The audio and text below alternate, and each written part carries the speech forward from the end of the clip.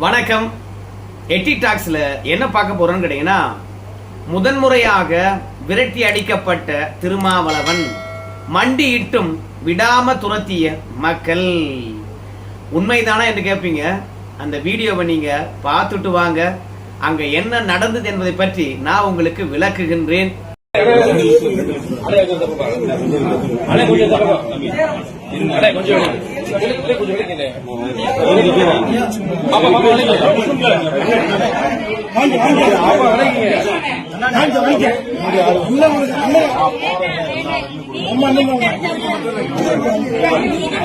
விளாத்திகுளத்துல மாணவி கற்பழிக்கப்பட்டு படுகொலை செய்யப்பட்டார். அதற்காக திமுக தரப்பிலிருந்து நிறைய பேரும் போய் அந்த குடும்பத்தின் இடத்துல ஆறுதல் சொன்னாங்க. கனிமொழி அவர்களையும் விடல, செல்வ பிறந்தை அவர்களையும் விடல, யாரையுமே அவங்க விடவே இல்லைங்க. ஆனா அவங்க சொல்றது ஒன்னே ஒண்ணுதான், ரெண்டாவது அவங்க கேட்கறதும் ஒன்னே ஒண்ணுதான். குற்றவாளிகளை சீக்கிரமா கைது பண்ணுங்க, ரெண்டாவது என் பொண்ணுக்கு நீதியை கொடுங்க, அதை தாண்டி எங்களுக்கு பணமெல்லாம் தர வேண்டாம் அப்படின்னு சொல்லிவிட்டு வந்த அரசியல் கட்சிகள் இடத்துல எல்லோரிடத்திலும் கோரிக்கை வைத்தார்கள். ரெண்டாவது, அந்த பெண்ணு இறந்து விட்ட பிறகு ஒரு 3 நாள் அரசியல் கட்சி தலைவர்கள் யாரும் எட்டி பார்க்கல. ஆனால் இப்படி ஒரு பெண்ணு படுகொலை செய்யப்பட்டிருக்கின்றார் என்று கண்டறிந்த பிறகு அதிமுகவும் தமிழக வெற்றி கழகமும் அவங்களுடன் இருந்தாங்க. அதனாலதான் அந்த 2 கட்சியும் அனுமதிக்கிறாங்க. அந்த 2 கட்சியுடனே பாத்தீங்கன்னா அந்த மக்கள் நிக்கிறாங்க, அந்த ஊர் மக்கள் நிக்கிறாங்க, அந்த இளைஞர்கள் நிக்கிறாங்க. ஆனால் தன் சமுதாயத்தினுடைய தலைவர் வந்திருக்கின்றார் திருமாவளவன். அவரும் பாத்தீங்கன்னா ஒரு 2 லட்சம் ரூபாய் நிதியை கொடுக்கிறாரு. ஆனால் அந்த மக்கள் வாங்க மறுக்கிறாங்க. அதுல அவங்க பெற்றோரா இருக்கலாம், அந்த குழந்தையினுடைய தாயாரா இருக்கலாம், எங்களுக்கு நீதி மட்டும்தான் வேணும், வேற எதுவுமே வேண்டாம் அப்படின்னு சொல்லிட்டு ரொம்பவே நம்ம திருமாவளவன் அவர்கிட்ட கெஞ்சுறாங்க. வேணாங்க, நீங்க கொடுத்தீங்கன்னா அடுத்த கட்சிக்காரங்க அதே மாதிரி பணம் கொடுப்பாங்க, குழந்தை இறந்து போயிருக்குது, பணத்தை வாங்கிக்கிட்டு சமரசம் ஆயிட்டாங்க அப்படின்னு சொல்லுவாங்க.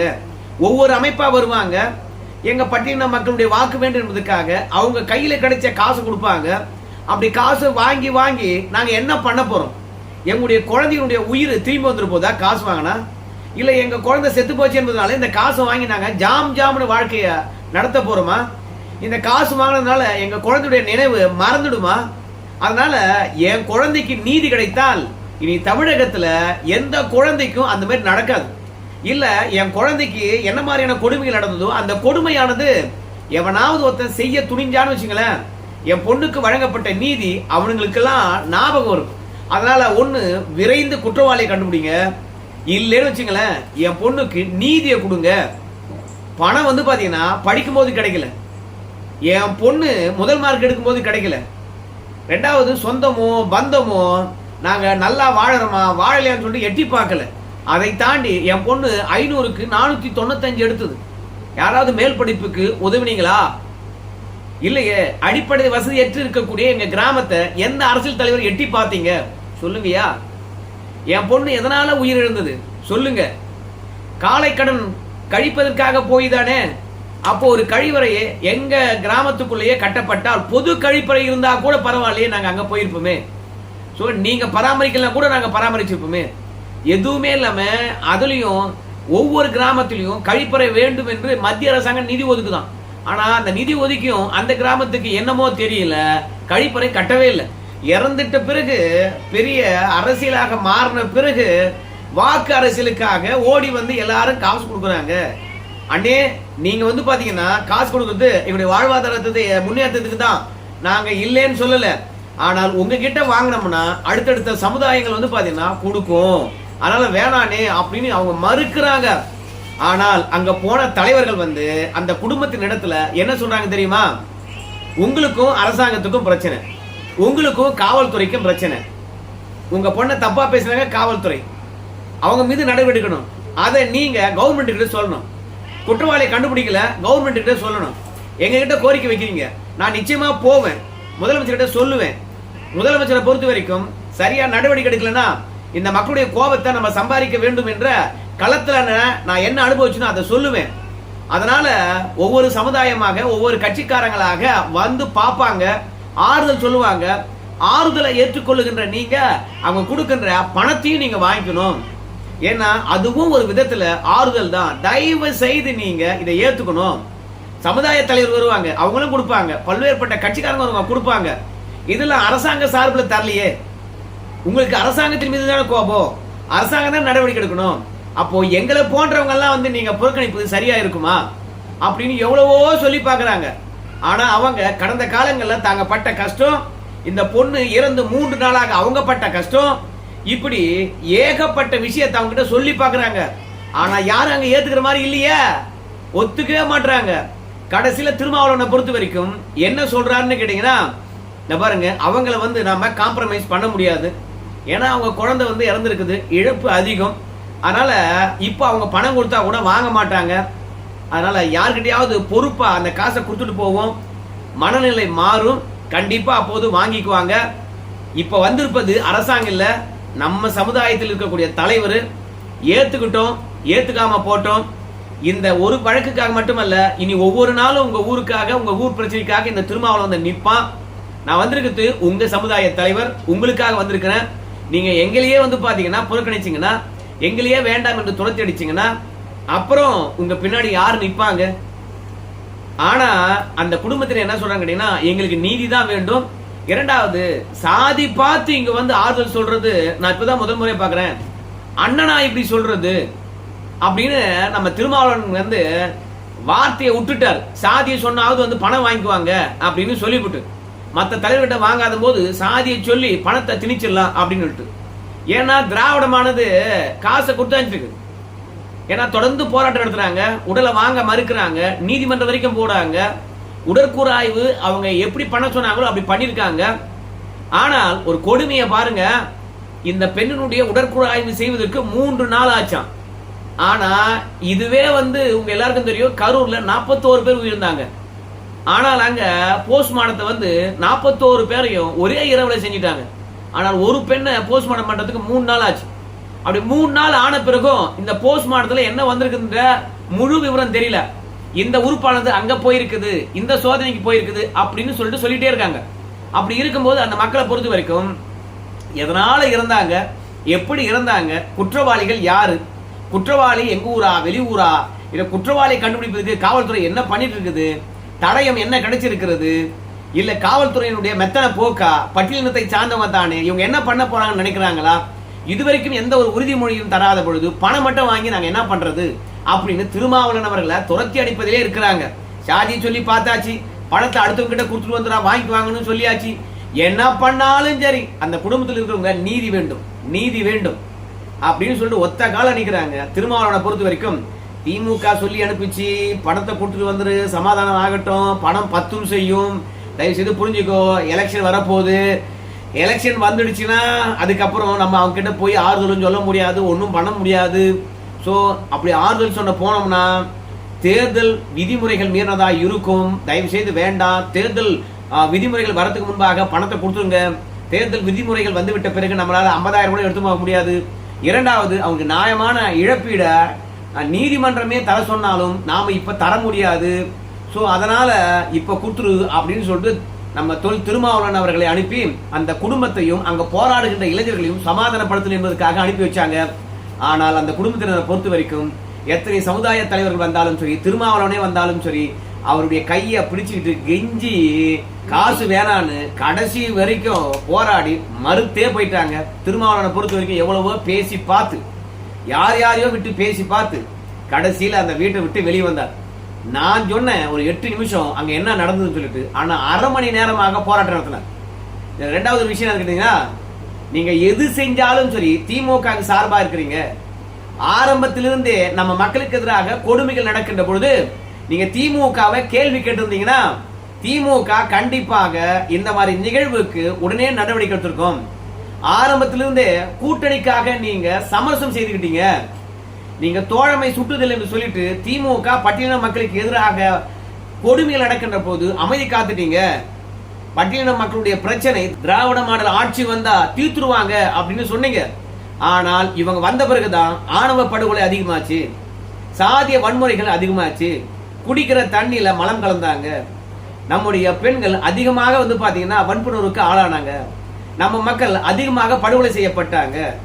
இந்த திராவிட மாடல் ஆட்சியில தான் பட்டியலின மக்களுக்கு பாதுகாப்பு இல்ல. ஆம்ஸ்டாங் கொலையானது இந்த ஆட்சியில தான் நடந்தது. இதுவரைக்கும் முடிவு தெரியவே இல்லை. சோ புறக்கணிக்கப்பட்டவர்களுக்கும் பட்டியலினத்தவருக்கும் ஆதரவாக இருக்கிறவங்க திமுகவினர் அப்படின்னு சொன்னீங்க.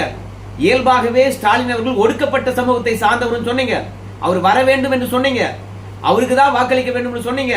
நம்ம சிறுபான்மையரும் பட்டியலினத்தை சார்ந்தவரும் முழுமையா திமுக வாக்களிச்சோம். ஆனா திமுக ஆட்சியில தான் நாம பாத்தீங்கன்னா பதவி ஏற்க முடியல. உள்ளாட்சி அமைப்புகள்ல இரண்டாவது மற்ற மாற்று சாதியினருக்கு முன்பாக சேர் போட்டு உட்கார முடியல. உள்ளாட்சி பிரதிநிதிகளாக தேர்ந்தெடுக்கப்பட்டாலும் இந்த ஆட்சியில தான் நாம தேசிய கொடியை ஏற்ற முடியல. இந்த ஆட்சியில தான் கிராம சபை கூட்டத்தில் நம்மளால கலந்து கொள்ள முடியல. நம்ம ஆட்சியில தான் படிக்கிற மாணவனுடைய காலையும் வெட்டினாங்க, கையும் வெட்டினாங்க. இந்த ஆட்சியில தான் கடந்த ஆட்சியை விட என்னென்ன பிரச்சனைகள்லாம் பட்டியலின மக்களுக்கு நடக்கலையோ அத்தனையோ நடந்தது. அமைச்சர்களே நம்ம சமூகத்தை பார்த்து அலட்சியமாக பேசின விஷயங்கள்லாம் நம்மளுக்கு தெரியாதுங்களா?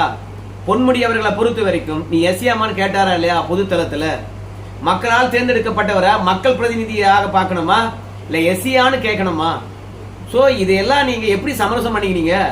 அதையும் ஒரு இளைஞர் கேட்டா பரவாயில்ல, வெளியில போராட்டம் நடத்துகின்ற ஒவ்வொரு இளைஞரும் படிச்சிருப்பாங்க போல இருக்குது, விஷயம் தெரிஞ்சிருப்பாங்க போல இருக்குது. திமுக ஆட்சியில் நடக்கின்ற அவலங்களை பட்டியலிட்டாங்க. சோ எல்லாவற்றுக்கும் நீங்க திமுக தூக்கி பிடிச்சதுதான். இன்னைக்கு 3 நாள் ஆகியும் நம்ம மகள் இறந்த பிறகும் அது பற்றியான சின்ன துப்பு கூட இது வரைக்கும் யார் செஞ்சாங்க என்ற விவரம் கூட தெரியாம இருக்கிறது. மொத்தத்துல அரசியல் தலைவர் வராங்க, தேர்தல் நேரம் என்பதனால நம்ம கிட்ட ஆறுதல் சொல்றாங்க.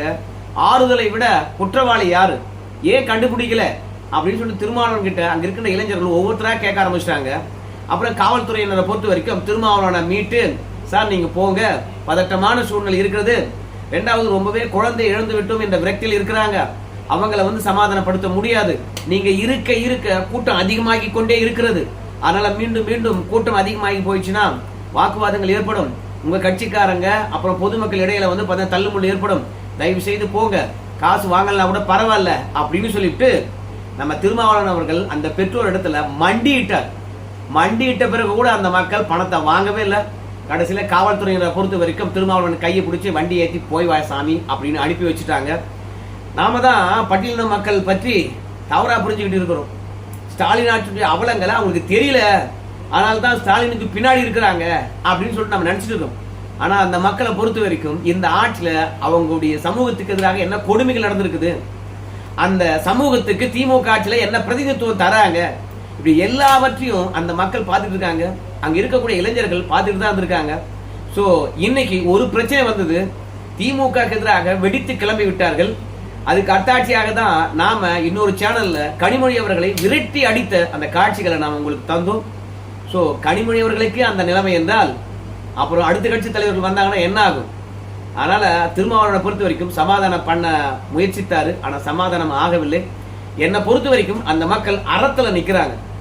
எங்களுக்கு என்ன வேணுமோ அதை மட்டும் கொடு அப்படின்னு சொல்லிவிட்டு, குற்றவாளியை கண்டுபிடி, நீதிமன்றத்தின் முன்பாக நிறுத்து, நீதியை வாங்கி கொடு, பணம் தேவையில்லை, உறுதியா இருக்காங்க பாருங்க. அந்த உறுதிக்கே பாத்தீங்கன்னா அவங்கள பாராட்டலாங்க.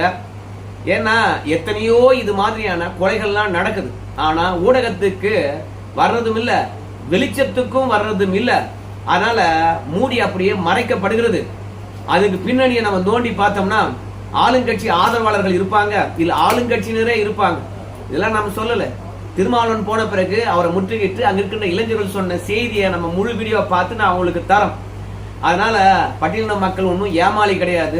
திருமாவளவன் போனா ஒட்டுமொத்த பேரும் அவர் பக்கம் நின்றுகிட்டு அண்ணன் வந்துட்டாரு வராதவர், அவருக்கு ஒரு வாழ்க கோஷம் போடுவோம் அப்படின்னு அவங்க வதைப்பட்டதெல்லாம் மறந்து வாழ்க கோஷம் போடுவான்னு நினைச்சாங்க. ஆனா வாங்கவே இல்லையா, கடைசி வரைக்கும் விரக்தியில தான் வெளியேறினாரு நம்ம திருமாவளவன். அதனால திருமாவளவன் இதுவரைக்கும் எத்தனையோ இடங்களுக்கு ஆறுதல் சொல்லி போயிருக்கின்றார். அந்த இடத்தெல்லாம் திருமாவளவன் அவர்களை இந்த அளவுக்கு அவமதிக்கவும் இல்ல, வெளியே போடா என்று சொல்லவும் இல்ல, கொடுத்த காசை வாங்காம இருந்ததும் இல்ல. ஆனா இவங்க வழியை திரிக்கின்ற போது கூட வானாசாமி வெளியே போ என்று வரலாற்றிலேயே முதன்முறையாக திருமாவளவன் அவர்களை வெறுங்கையோடு அனுப்பி விரட்டியும் அடித்து இருக்கின்றார்கள். நம்ம தான் சொன்னோம்ங்க, சாது மிரண்டால் காடு கொள்ளாது என்று சொல்லிட்டு திமுக முட்டு கொடுக்காதீங்க, அப்படி முட்டு கொடுத்தீங்கன்னா உங்க மக்களே உங்க பின்னாடி நிக்க மாட்டாங்க அப்படின்னு சொன்னோம். அதனால மக்களுக்காக அரசியல் பண்றேன்னு சொல்றீங்க. அந்த மக்கள் பின்னாடி நிக்க வேண்டிய நீங்க திமுக பின்னாடி நின்னீங்க. பிஜேபிக்கு எதிராக பேசுறதா நினைச்சுக்கிட்டு திமுகவை காப்பாத்தினீங்க. அதனுடைய விளைவு இன்னைக்கு சொந்த மக்களே வந்து பார்த்தா திருமாவளவனுக்கு எதிராக திரும்பி இருக்கின்றார்கள். இது தேர்தலில் எதிரொலிக்கும். பாத்துக்கினே இருங்களேன். நேத்தான தேர்தல் தேதி அறிவிச்சாங்க பாருங்க. இன்னும் போக போக ஒவ்வொரு மாவட்டங்களிலும் இந்த மாதிரி பட்டியலினத்துக்கு எதிராக வன்கொடுமைகள் நடக்கத்தான் போது தேர்தல் முடியத்துக்குள்ளாக. ஏன்னா அதுக்கு முன்பாக திமுக ஆட்சி இருந்தது. இப்ப தேர்தல் கமிஷன் இருக்குது. தேர்தல் வேலையை பார்க்க போறாங்களா, இந்த மக்களுக்கு எதிராக நடக்கக்கூடிய கொடுமைகளை பார்க்க போறாங்களா? ஒருத்தருங்க நடக்கிறத பாருங்க. சம்பவத்தை தேர்தல் முடியத்துக்குள்ளாக பட்டியலின மக்கள் ஒட்டுமொத்த பேரும் விஜய்க்கோ இல்ல அதிமுகவோ ஓட்டு போட போறாங்க பாருங்க. சரி நண்பர்களே, இந்த வீடியோ தொடர்பாக உங்க கருத்து சொல்லுவோம். நன்றி.